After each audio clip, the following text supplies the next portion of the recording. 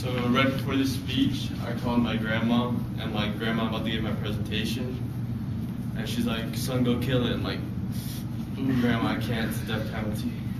And here's a video.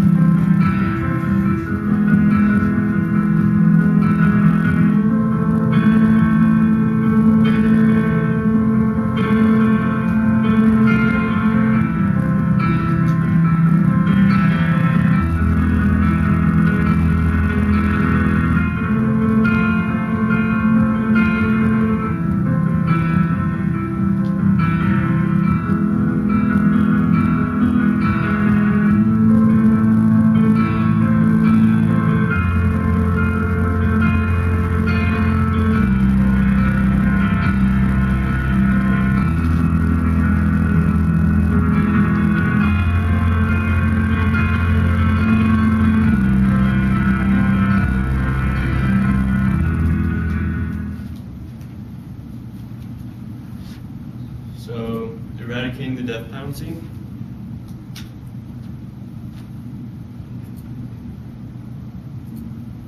Problems with the death penalty, in my opinion. Many people view the death penalty, like support the death penalty, because they view it as a form of retaliation. They want revenge, they want payback, and they can't hold the anger within themselves.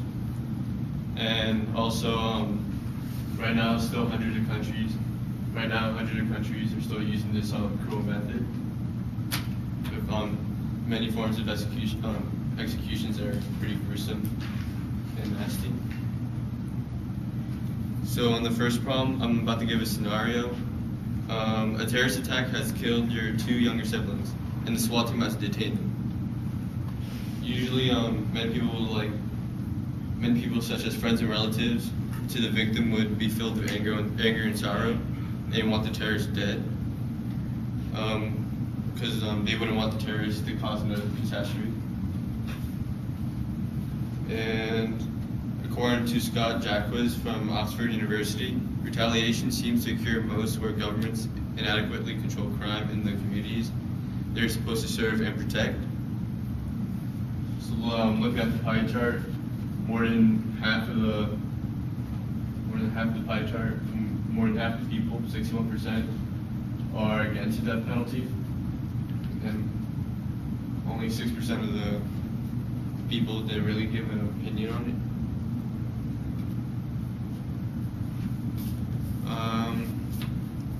Looking at this chart, all the states colored in red, they still perform death penalties. But if you look at all the states in purple, where it says governor imposed moratorium, that really that means there's a suspension on the death penalty, so it's not really gone yet.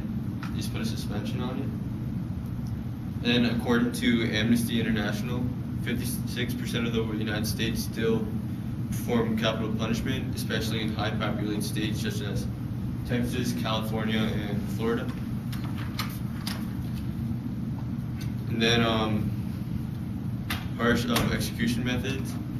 They use methods such as electrocution, hanging, firing squad, gas chambers, and lethal injections. And I see these methods as like just awful. So solutions, we must learn to forgive. And then right now there are many companies and they're like running campaigns to help get rid of these get rid of the death penalty in multiple countries that still have it. And if some countries are still gonna reform the death penalty, the least we can do, the most we can do, the best we can do is try and convince them to perform less painful forms of execution.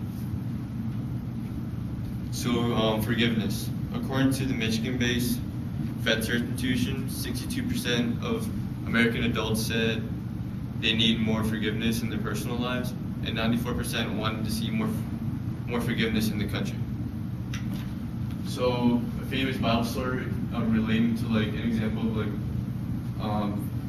learning how to forgive is story on Paul, where he countlessly murdered like hundreds of Christians, and then he would serve time in jail, and then he would ask for forgiveness from God about all the wrongdoing he's been doing.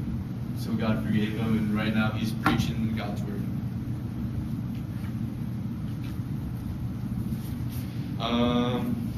Minimizing the death penalty worldwide.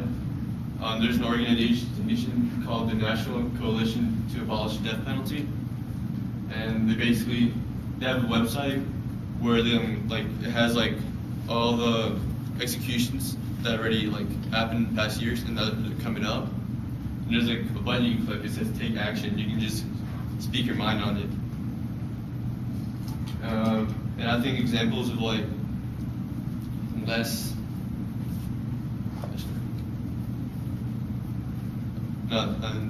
website's really beneficial because it's decreasing rates of executions in many countries. If you look at this map, many states, such as